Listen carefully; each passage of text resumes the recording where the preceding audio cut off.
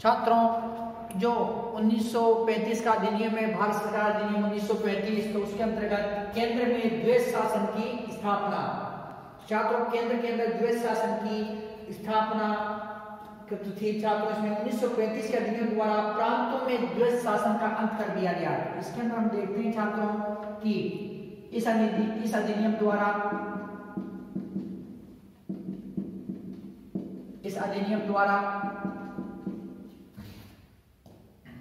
प्रांतों में द्वैध शासन का अंत कर दिया गया।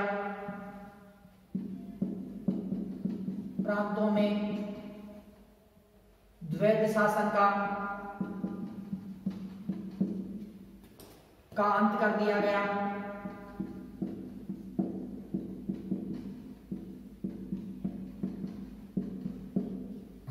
प्रांतों में द्वैध शासन का अंत कर दिया गया, परंतु केंद्र में लागू किया गया।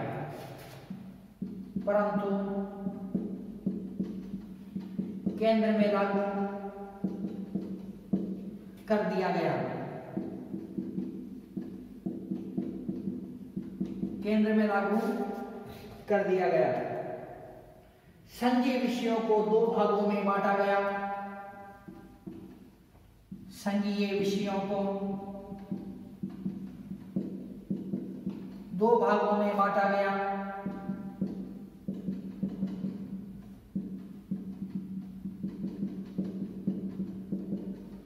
संघीय विषयों को दो भागों में बांटा गया। कौन कौन से विषय थे? दो भाग। तो छात्रों, रक्षित विषय,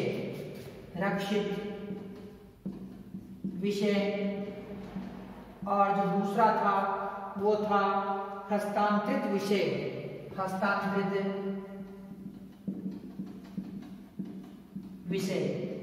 कितने भागों में बांटा गया छात्रों?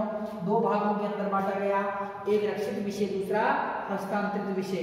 तो रक्षित विषय कौन से थे? तो रक्षित विषय के बारे में हम देखते हैं कि रक्षित विषय कौन कौन से थे छात्रों? क्या विशेषता थी इनकी? रक्षित विषय में प्रतिरक्षा, विदेशी मामले। रक्षित विषय में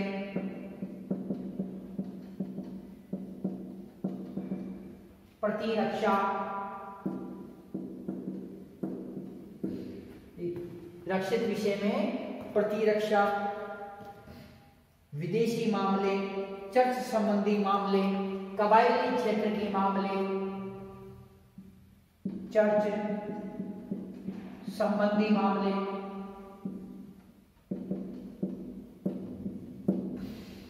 कबायली क्षेत्र के मामले,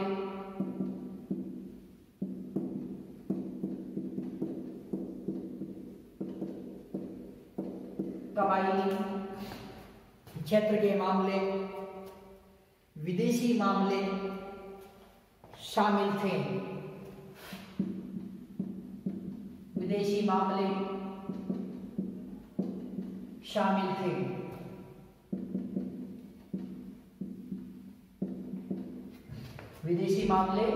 शामिल थे। इनका शासन गवर्नर जनरल अपनी इच्छा अनुसार चला सकता था। इनका शासन, अभी एक्सप्लेन करेंगे इसको। गवर्नर जनरल अपनी इच्छा अनुसार चला सकता था। इच्छा अनुसार चला सकता था।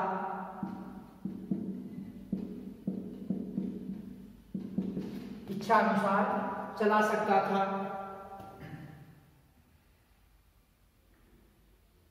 रक्षित विषयों पर विधानमंडल का नियंत्रण नाम मात्र भी नहीं था। रक्षित विषयों पर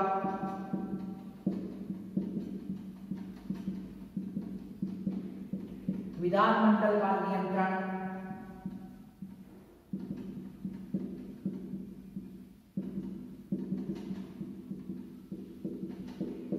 नाम मात्र का भी नहीं था।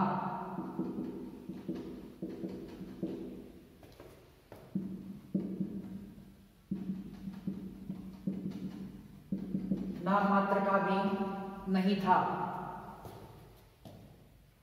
इन विषयों के प्रशासन में गवर्नर जनरल एक कार्यकारिणी परिषद की सहायता लेता था।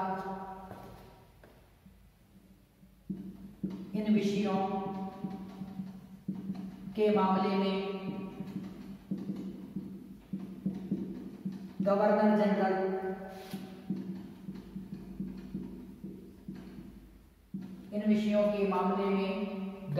जनरल एक कार्यकारिणी परिषद की सहायता लेता था। एक कार्यकारिणी परिषद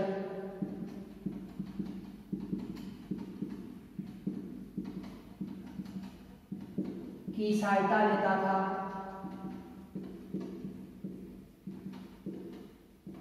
कार्यकारिणी परिषद की सहायता लेता था जिसमें 3 सदस्य थे और उनकी नियुक्ति, जिसमें 3 सदस्य थे,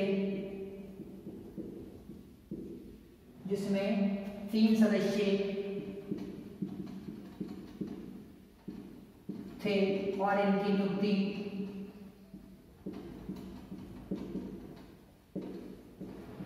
इनकी नियुक्ति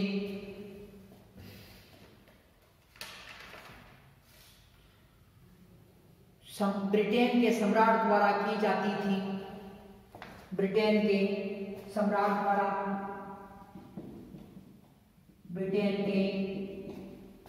द्वारा की जाती थी।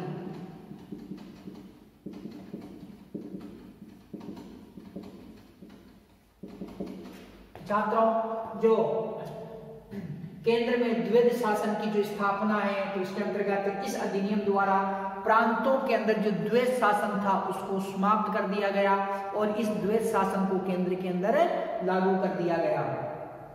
संघीय विषय थे तो उनको 2 भागों के अंदर बांटा गया, रक्षित विषय तथा हस्तांतरित विषय। कौन कौन से? रक्षित विषय तथा हस्तांतरित विषय। तो इस प्रकार से 2 भागों के अंदर बांटा गया। छात्रों, रक्षित विषय, पहले हम रक्षित विषय के बारे में देखते हैं। रक्षित विषय में प्रतिरक्षा, जो रक्षा से संबंधित थे, प्रतिरक्षा, चर्च संबंधी मामले, कबायली क्षेत्र के मामले और विदेशी मामले ये सम्मिलित थे। कौन कौन से मामले सम्मिलित थे? प्रतिरक्षा से संबंधित मामले, चर्च से संबंधित मामले, कबायली क्षेत्र के मामले, विदेशी मामले ये सम्मिलित थे। इसका शासन गवर्नर जनरल अपनी इच्छा अनुसार चलाता था। तो गवर्नर जनरल ने वो क्या करता था? अपनी इच्छा अनुसार इसका शासन चलाता था। छात्रों, रक्षित विषय पर विधानमंडल का नियंत्रण नाम मात्र का भी नहीं था। तो रक्षित विषय थे, उन पर विधानमंडल का किसी भी प्रकार से कोई भी नियंत्रण नहीं था। इन विषयों के मामले में गवर्नर जनरल, जो ये विषय थे, तो इन विषयों के मामले में ये गवर्नर जनरल है, ये क्या है कि कार्यकारिणी परिषद की एक कार्यकारिणी परिषद बनी हुई थी, उसकी सहायता लेता था। और इस कार्यकारिणी परिषद के सदस्यों की नियुक्ति कौन करता था? ब्रिटेन का सम्राट होता था, वो नियुक्ति करता था। तो ब्रिटेन के सम्राट द्वारा कार्यकारिणी परिषद के सदस्यों की नियुक्ति की जाती थी। और जो रक्षित विषय के मामले थे, तो उन विषयों के मामले में गवर्नर जनरल इस कार्यकारिणी परिषद की सहायता लेता था। ये सदस्य हैं, किसके प्रति उत्तरदायी थे? ये सदस्य होते थे, ये 3 सदस्य किसके प्रति उत्तरदायी थे? छात्रों, ये गवर्नर जनरल के प्रति उत्तरदायी थे। किसके प्रति थे? गवर्नर जनरल के प्रति जो उत्तरदायी थे। तो छात्रों, तो इस प्रकार से ये थे। तो हम आगे हम देखते हैं कि जो रक्षित विषयों के अंतर्गत जो आगे हैं,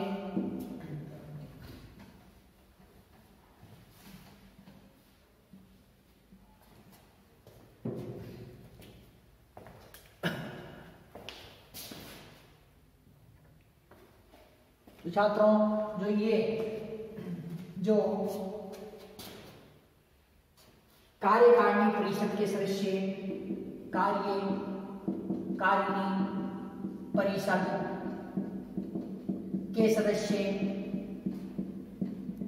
कार्यकारिणी परिषद के सदस्य, गवर्नर जनरल के प्रति उत्तरदायी थे।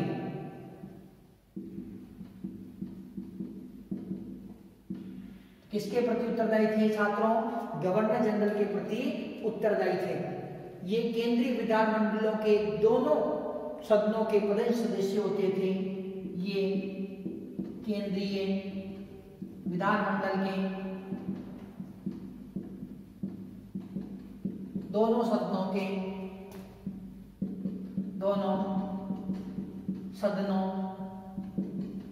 के प्रधान सदस्य होते थे।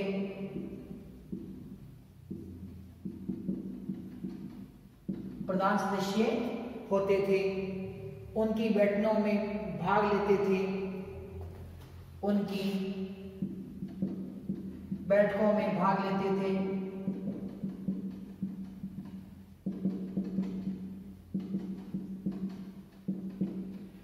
परंतु उनकी बैठकों में भाग लेते थे, परंतु उनके प्रति उत्तरदायी नहीं थे।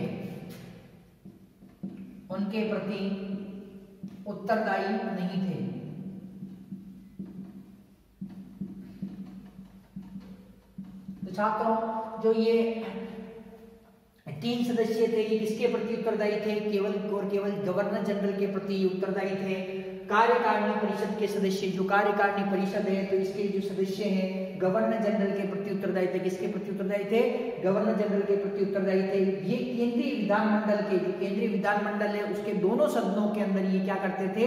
बैठकों में भाग लेते थे, परंतु ये उनके प्रति, जो केंद्रीय विधानमंडल के प्रति उत्तरदायी नहीं थे। ये केवल और केवल गवर्नर जनरल के प्रति जो उत्तरदायी थे। छात्रों, अब हम देखते हैं हस्तांतरित विषय। तो हस्तांतरित विषयों के बारे में चर्चा करते हैं। तो केंद्र में द्वैध शासन की स्थापना की गई थी, जिसके अंदर 2 विषय थे, एक तो रक्षित विषय तथा दूसरा कौन सा था? हस्तांतरित विषय। तो हस्तांतरित विषय के बारे में चर्चा करते हैं।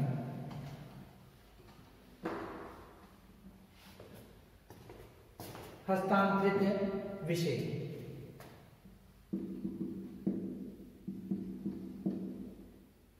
हस्तांतरित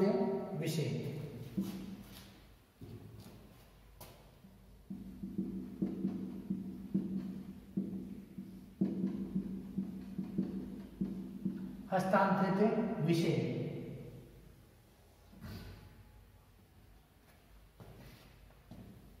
इनका शासन चलाने के लिए एक मंत्री परिषद होती थी। इनका शासन चलाने के लिए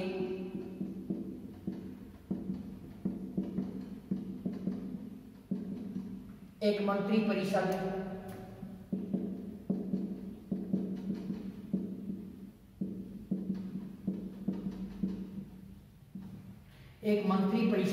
होती थी।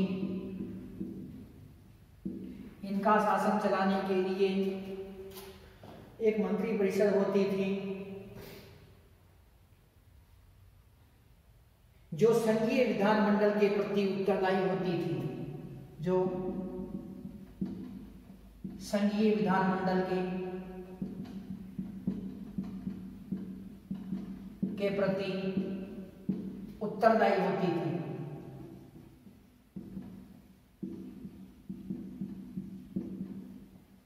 संघीय विधानमंडल के प्रति उत्तरदायी होती थी। मंत्रियों की नियुक्ति व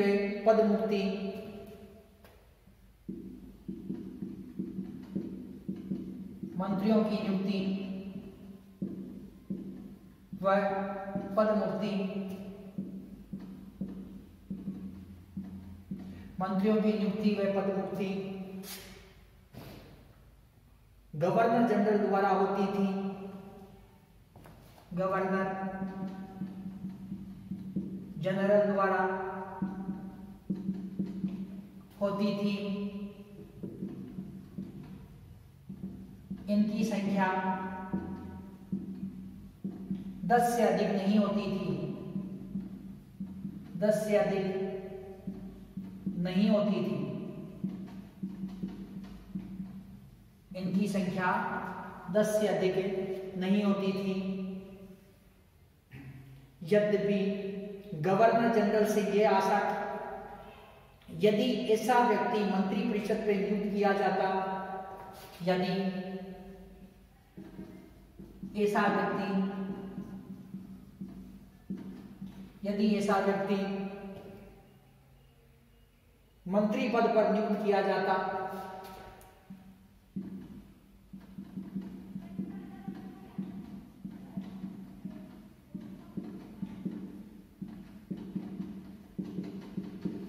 किया जाता।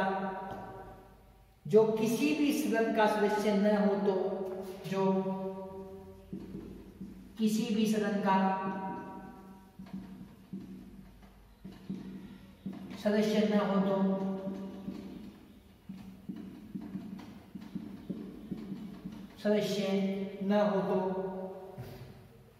उसे 6 महीने के अंदर सदन का सदस्य बनना पड़ता था।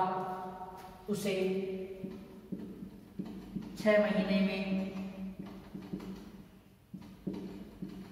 सदन का सदस्य बनना पड़ता था।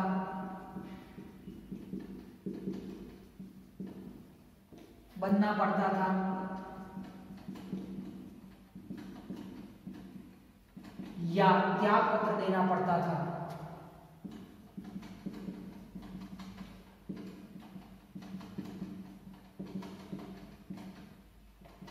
या त्याग पत्र देना पड़ता था।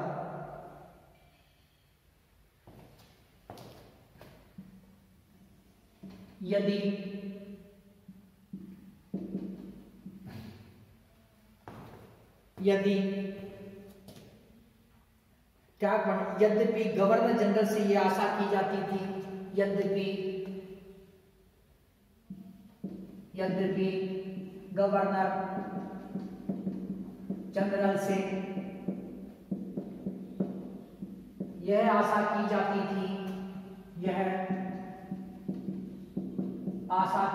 थी कि यद्यपि गवर्नर जनरल से यह आशा की जाती थी कि वह हस्तांतरित विषयों में मंत्रियों की सलाह से शासन चलाए। हस्तांतरित विषयों में मंत्रियों की सलाह से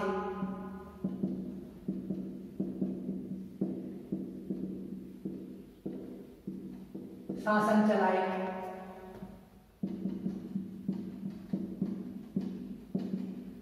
मंत्रियों की सलाह से शासन चलाए। मंत्रियों की सलाह से शासन चलाए।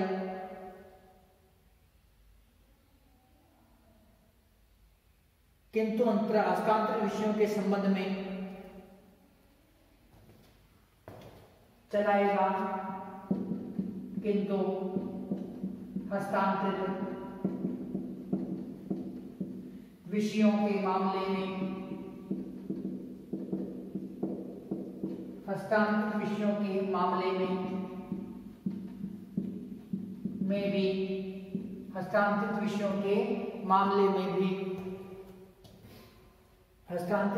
के मामले में भी गवर्नर जनरल को विशेषाधिकार दिए गए थे।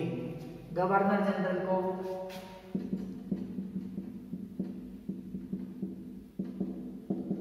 विशेषाधिकार दिए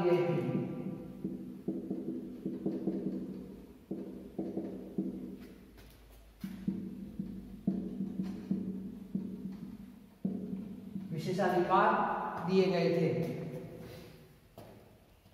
भारतीय मंत्रियों को जो थोड़ी बहुत शक्तियां दी गई थी, भारतीय मंत्रियों को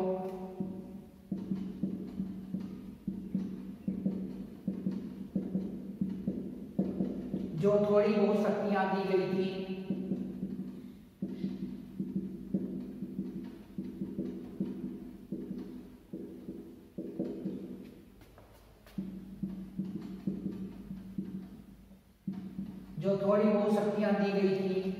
उनको भी गवर्नर जनरल अपने विशेषाधिकार का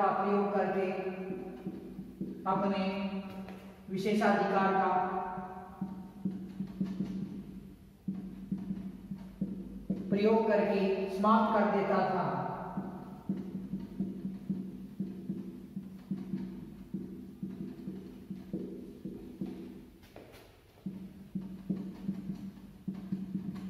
छात्रों, 1935 के भारत सरकार अधिनियम के अंतर्गत केंद्र के अंदर द्वैध शासन प्रणाली, केंद्र के अंदर क्या किया गया छात्रों?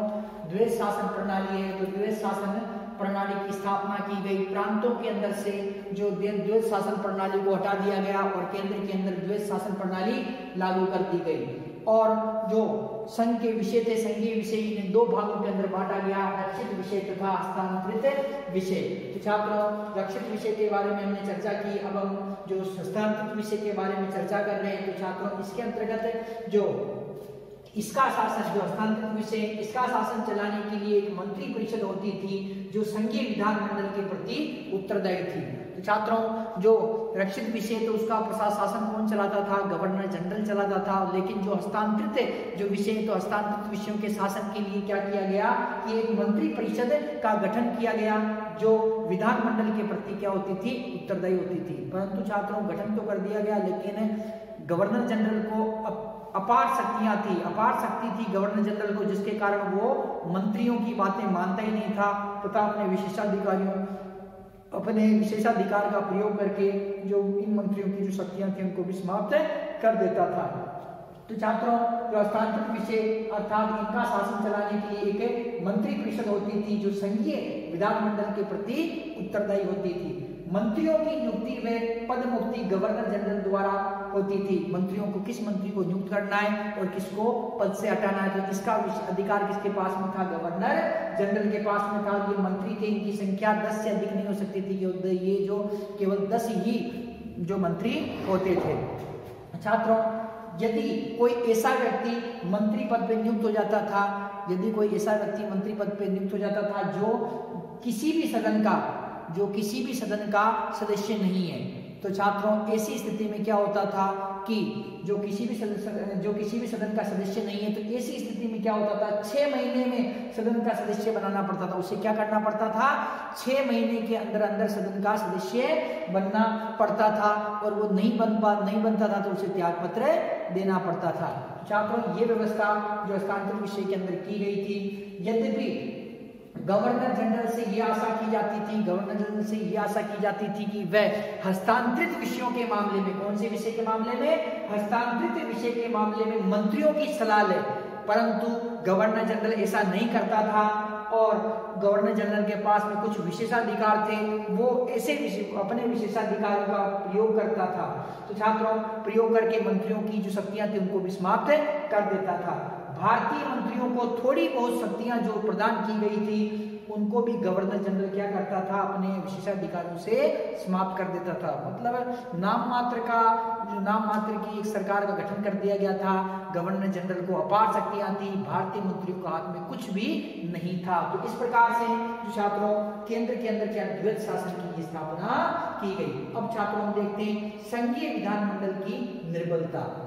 तो संघीय जो विधानमंडल है तो उसकी निर्बलता के बारे में हम चर्चा करते हैं। तो 1935 का जो अधिनियम है तो इसके अंदर जो संघीय विधान जो मंडल था तो वो कमजोर किस प्रकार से की गई, अर्थात निर्माण तो कर दिया उसका, लेकिन उसको कमजोर करने का भी प्रयास किया गया। तो संघीय विधान मंडल की निर्बलता के बारे में हम चर्चा करते हैं।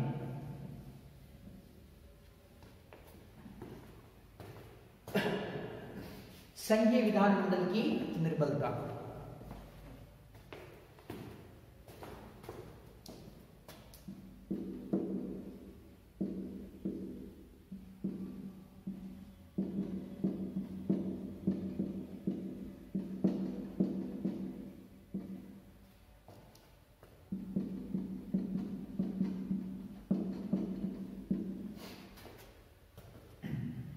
संघीय विधानमंडल में 2 सदन थे। संघीय विधानमंडल में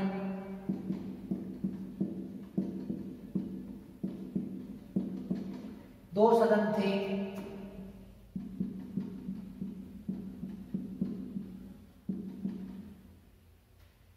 तो 2 सदन कौन कौन से थे तो वो देखते हैं हम छात्रों कि 2 संघीय विधानसभा,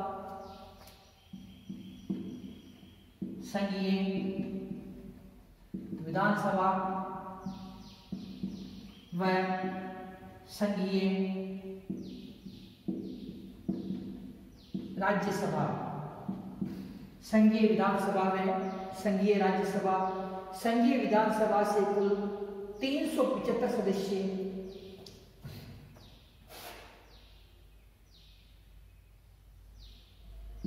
संघीय विधानसभा से कुल 375 सदस्य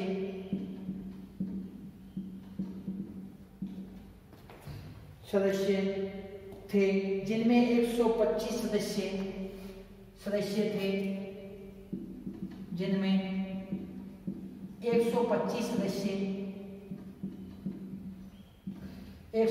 सदस्य देशी रियासतों को 125 सदस्य देशी रियासतों के थे।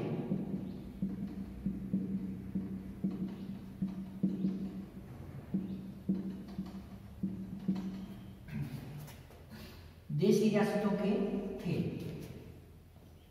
देशी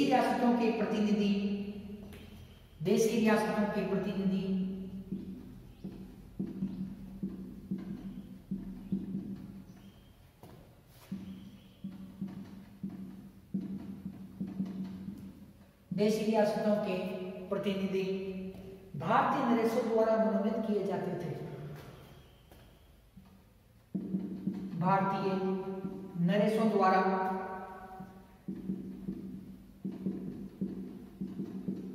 मनोनीत किए जाते थे।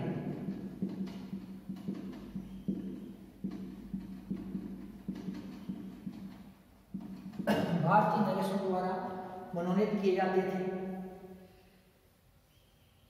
प्रांतों के प्रतिनिधियों का चुनाव प्रांतों के प्रतिनिधियों का चुनाव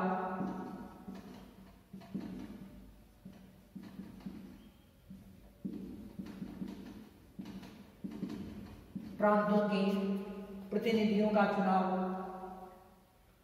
सामान्य स्थानों मुसलमानों व सामान्य स्थानों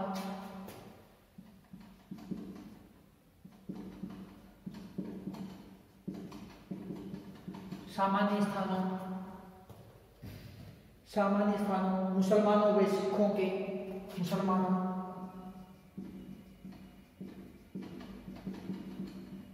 व सिखों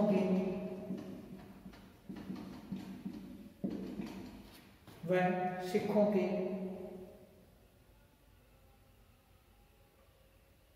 सुरक्षित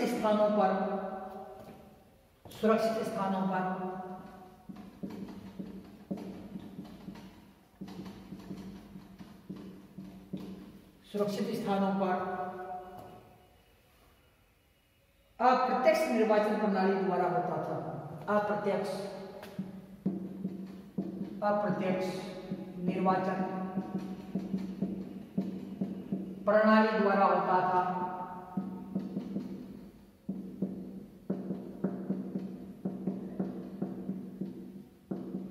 अप्रत्यक्ष निर्वाचन प्रणाली द्वारा होता था। इसमें मुसलमानों को 82 स्थान प्राप्त थे। इसमें मुसलमानों को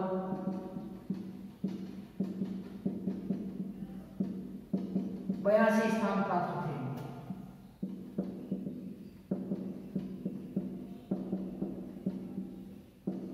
मुसलमानों को 82 स्थान प्राप्त थे। इस प्रकार देशी रियासतों के मनोनीत प्रतिनिधि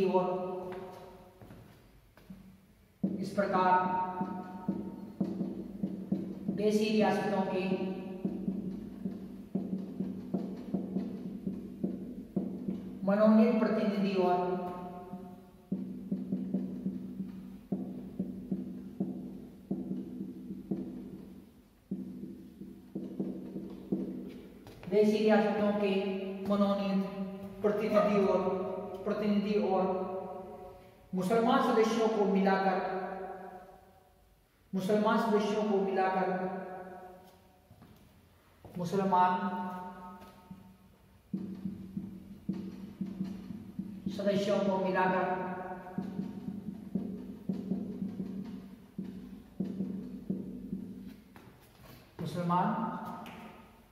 को मिलाकर सरकार बड़ी सरलता से अपना स्थायी बहुमत स्थापित कर सकती थी।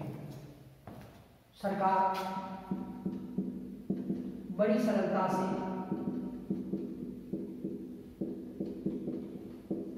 अपना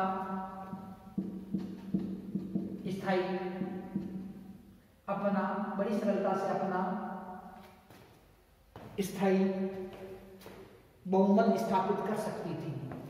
स्थायी बहुमत स्थापित कर सकती थी।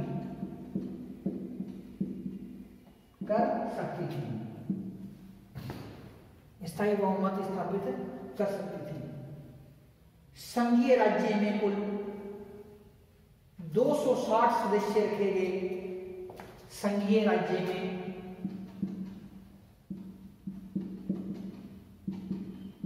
कुल 260 सदस्य रखे गए।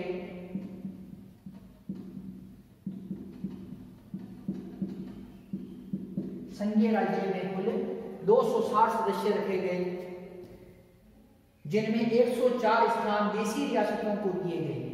जिनमें 104 स्थान देशी रियासतों को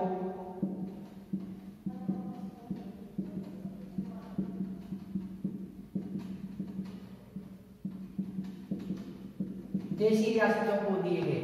संघीय राज्य में कुल 260 सदस्य रखे गए, जिनमें 104 स्थान देशी रियासतों को दिए गए। 6 स्थानों पर नारियों, अल्पमतों, 6 स्थानों पर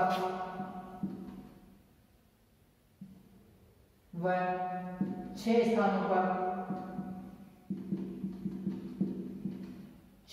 स्थानों पर नारियों मतलब स्त्रियों,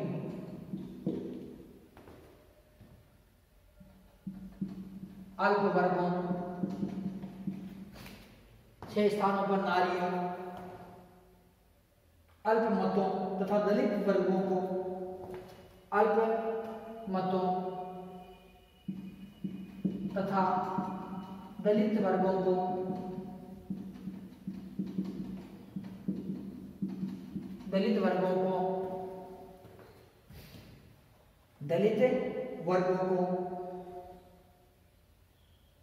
प्रतिनिधित्व देने के लिए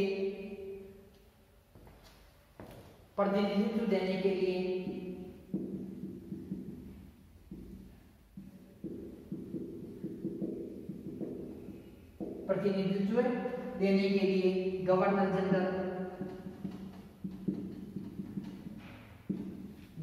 जनरल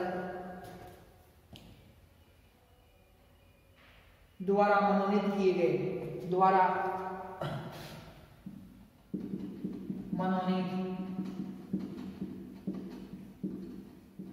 किए गए। तो छात्रों, जो संघीय विधानमंडल की निर्बलताओं के बारे में हम चर्चा कर रहे थे, तो छात्रों संघीय विधानमंडल जो कि भारत सरकार अधिनियम 1935 के अंदर संघीय विधानमंडल थी, तो उसकी हम कमजोरियां थी। तो क्या थी? संघीय विधानमंडल में 2 सदन थे। कितने सदन थे? संघीय विधानमंडल में 2 सदन थे। संघीय विधानसभा, संघीय राज्यसभा। कौन कौन से सदन थे? एक तो संघीय विधानसभा और एक संघीय राज्यसभा।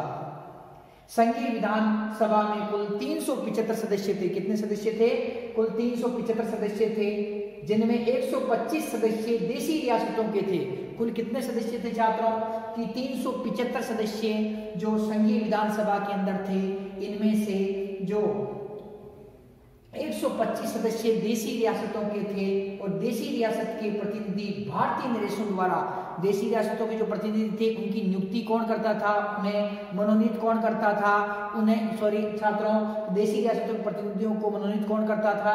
ये देशी जो राजा महाराजा थे, तो राजा महाराजा जो भारतीय नरेश थे, तो ये अपने सदस्यों को मनोनीत करते थे। प्रांतों के प्रतिनिधियों का चुनाव सामान्य स्थानों पर, जो प्रांत है तो प्रांत के जो प्रतिनिधि है तो उनका जो चुनाव सामान्य स्थानों पर, मुसलमानों व सिखों के सुरक्षित स्थानों पर, जैसे जो प्रांतों का चुनाव सामान्य स्थानों पर, मुसलमानों को जो रिजर्व सीटें दी गई थी उन पर, सिखों को जो रिजर्व सीटें दी गई थी उन स्थानों पर अप्रत्यक्ष निर्वाचन प्रणाली द्वारा होता था। तो अप्रत्यक्ष निर्वाचन द्वारा प्रणाली द्वारा होता था। तो छात्रों, प्रांतों के प्रतिनिधियों का चुनाव सामान्य स्थानों मुसलमानों व सिखों के सुरक्षित स्थानों पर अप्रत्यक्ष निर्वाचन प्रणाली द्वारा होता था। इसमें मुसलमानों को जो स्थान दिया गया था कितना था, 82 सीटें। मुसलमानों को कितनी सीटें दी गई थी, 82 सीटें इसके अंदर दी गई थी, स्थान दिए गए थे। इस प्रकार देशी रियासतों के मनोनीत प्रतिनिधि, जो देशी रियासतों द्वारा, जो भारतीय नरेशों द्वारा जो सदस्य मनोनीत किए गए, वो मुसलमान सदस्यों तथा देशी रियासतों के सदस्यों तथा मुसलमान सदस्यों दोनों को मिलाकर बड़ी सरलता से अपना स्थायी बहुमत, जो सरकार है, सरकार बड़ी सरलता से अपना स्थायी बहुमत स्थापित कर सकती थी। तो अंग्रेज सरकार है, इन्होंने चालाकी से काम किया। भारतीय नरेशों को जो सीटें दी गई, स्थान दिए गए तथा मुसलमानों को अलग से रिजर्व सीटें दी गई, तो भारतीय नरेशों की जो सीटें तथा मुसलमानों को दी गई सीटें, दोनों को मिलाकर अंग्रेज सरकार क्या कर सकती थी, अपना स्थायी बहुमत स्थापित कर सकती थी आराम से। संघीय राज्य में, जो संघीय राज्य था, तो संघीय राज्य में कुल 260 सदस्य थे। छात्रों, जो विधानमंडल इसे दो भागों, दो सदन थे इसके, तो संघीय विधानसभा और संघीय राज्यसभा। तो छात्रों, संघीय जो राज्यसभा थी, तो इसमें संघीय राज्य में कुल 260 सदस्य थे। कितने सदस्य थे, 260 सदस्य थे रखे गए, जिसमें 104 सदस्य, इसमें से 104 सदस्य किसके थे, 104 सदस्य भारतीय रियासतों के थे। किसके थे, जो भारतीय रियासतें थी, देशी राज्य थे, तो उनको दिए गए 104 स्थान, और 6 स्थान किसे दिए गए, नारियों, अल्पमतों तथा दलित वर्गों को प्रतिनिधित्व देने के लिए गवर्नर जनरल द्वारा मनोनीत किए जाते थे। तो गवर्नर जनरल द्वारा 6 स्थान नारियों, अल्पमतों तथा दलित वर्गों को प्रतिनिधित्व देने के लिए ये मनोनीत किए जाते थे। तो छात्रों, इस प्रकार से जो ये इसके अंदर सीटों का वर्गीकरण किया गया। अब छात्रों, हम आगे देखते हैं कि जो गवर्नर जनरल, जो संघीय राज्यसभा है, तो संघीय राज्यसभा के अंदर कुल जो सदस्य मनोनीत किए गए। शेष प्रतिनिधियों का चुनाव, जो शेष है, जो प्रतिनिधि है, इसके अलावा जो ये तो 104 तो देशी राज्यों को दे दिए गए, 6 गवर्नर जनरल द्वारा मनोनीत कर दिए गए, और शेष सीटें, तो शेष सदस्यों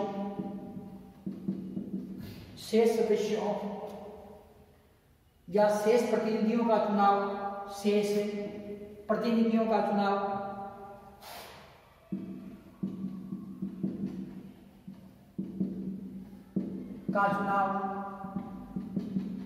शेष प्रतिनिधियों का चुनाव सांप्रदायिक चुनाव प्रणाली के आधार पर, सांप्रदायिक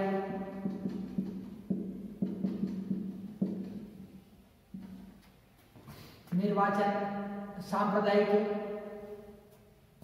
चुनाव प्रणाली के आधार पर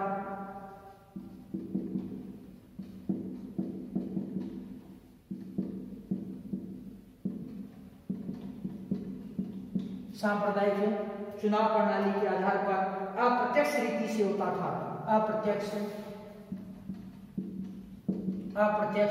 रीति से होता था।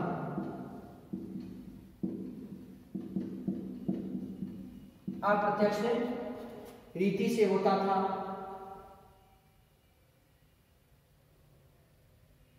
अतः संघीय राज्यसभा में भी सरकार अपना बहुमत स्थापित कर सकती थी। अतः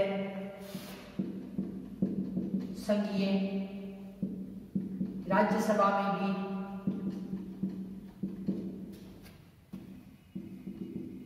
सरकार अपना बहुमत स्थापित कर सकती थी।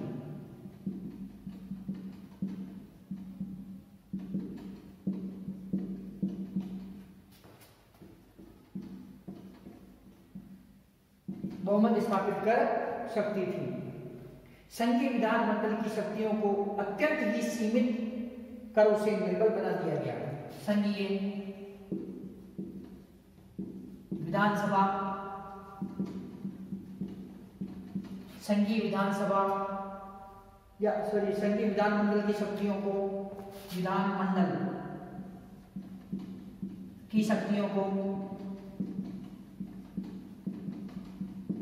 संघीय विधानमंडल की शक्तियों को अत्यंत ही सीमित कर उसे निर्बल बना दिया गया। अत्यंत ही सीमित कर उसे निर्बल बना दिया गया।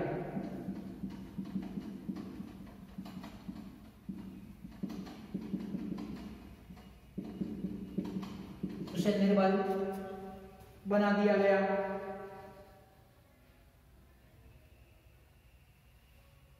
छात्रों, तो ये संघीय राज्य में कुल कितने सदस्य थे? 260 सदस्य इसके अंदर रखे गए, जिनमें 104 स्थान किसे दिया गया? देशी रियासतों को दिया गया। 6 स्थान किसके पास रिजर्व रहे? गवर्नर जनरल द्वारा ये मनोनीत किए जाते थे, इसके पास में थे। नारियों, अल्पमतों तथा दलित वर्गों को प्रतिनिधित्व देने के लिए 6 सीटें रखी गई। इसके अलावा जो शेष प्रतिनिधियों का चुनाव सांप्रदायिक जो चुनाव प्रणाली के आधार पर होता था, जिसके कारण क्या है कि संघीय राज्यसभा में सरकार अपना बहुमत आसानी से स्थापित कर सकती थी। संघीय विधानमंडल की शक्तियों को अत्यंत ही सीमित करके उसे निर्बल बना दिया गया था। तो छात्रों, इस प्रकार से इसे क्या है कि निर्बल करने का प्रयास किया गया। छात्रों, इसके अतिरिक्त जो विधानमंडल के अधिवेशन में जो विधान अभी जो निर्बल बनाया गया है, तो इसके विधानमंडल का जो अधिवेशन होता है, तो उसके अंतर्गत भी क्या है छात्रों कि जो गवर्नर जनरल को अत्यंत ही जो अधिक शक्तियां प्रदान की गई है। तो वो देखते हैं छात्रों कि इसके आगे निर्बल बनाने के लिए और क्या क्या किया गया। मतलब संघीय विधानसभा की शक्तियों को अत्यंत सीमित कर उसे निर्बल बनाया गया, और विधानमंडल के अधिवेशन के दौरान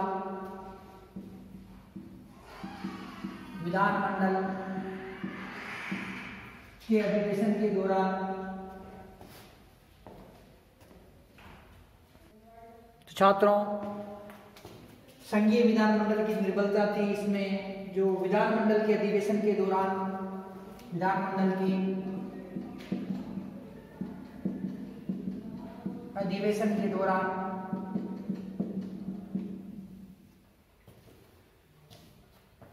भी गवर्नर जनरल को अध्यादेश जारी करने का अधिकार था। गवर्नर जनरल को अध्यादेश जारी करने का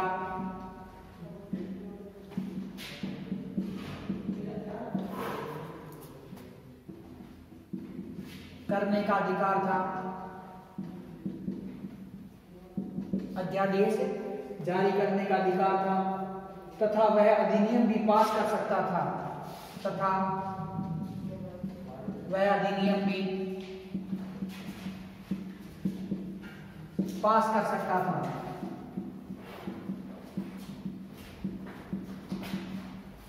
छात्रों, तो संघीय विधानमंडल को निर्बल बनाने के लिए जो संघीय विधानमंडल था, इसकी शक्तियों के अंदर कमी कर दी गई। और साथ ही जो गवर्नर जनरल था, तो गवर्नर जनरल क्या कर सकता था कि जब भी जो संघीय विधानमंडल का जो अधिवेशन चल रहा है, तो उस अधिवेशन के चालू रहने के समय में भी क्या कर सकता था कि अधिनियम पास कर सकता था, अध्यादेश जारी कर सकता था। तो इस प्रकार की जो शक्तियां थी, किसके पास में थी? गवर्नर जनरल के पास में थी। साथ ही जो गवर्नर जनरल है, ये संकटकालीन अधिकार के व्यापक थे। गवर्नर जनरल के पास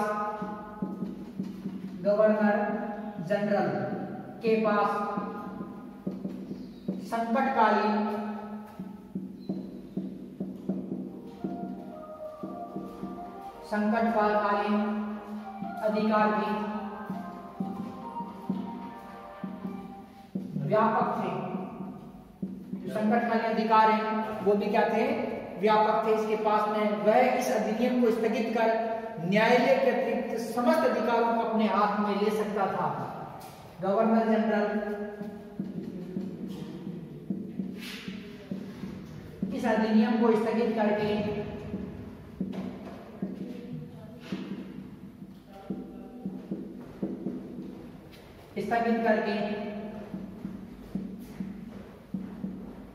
न्यायालय स्थगित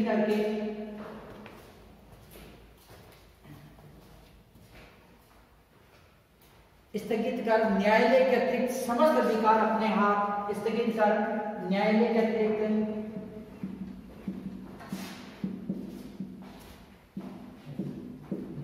समस्त अधिकार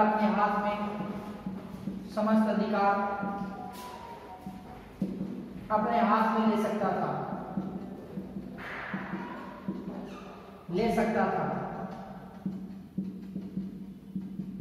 छात्रों, तो इसमें देखिए कि जो संघीय विधानमंडल है, तो संघीय विधानमंडल के अधिवेशन के दौरान भी गवर्नर जनरल को अध्यादेश जारी करने का अधिकार था तथा वह अधिनियम भी पास कर सकता था। साथ ही गवर्नर जनरल के पास संकटकालीन अधिकार भी थे। गवर्नर जनरल इस अधिनियम को स्थगित कर न्यायालय के अतिरिक्त समस्त अधिकार अपने हाथ में ले सकता था। तो इस प्रकार से छात्रों जो संघीय विधानमंडल था तो संघीय विधानमंडल को निर्बल बनाने का प्रयास किया गया। तो छात्रों संघीय विधानमंडल को जो निर्बल बनाया गया। छात्रों अब हम देखते हैं अधिकारों के विभाजन में की नई पद्धति। जो 1935 का अधिनियम है तो उसके अंदर जो अगला जो हमारा जो पॉइंट है इसकी विशेषता है तो वो है अधिकारों। वो विशेषता क्या है छात्रों? वो है अधिकारों के विभाजन की नई पद्धति। अधिकारों के विभाजन की नई पद्धति। नई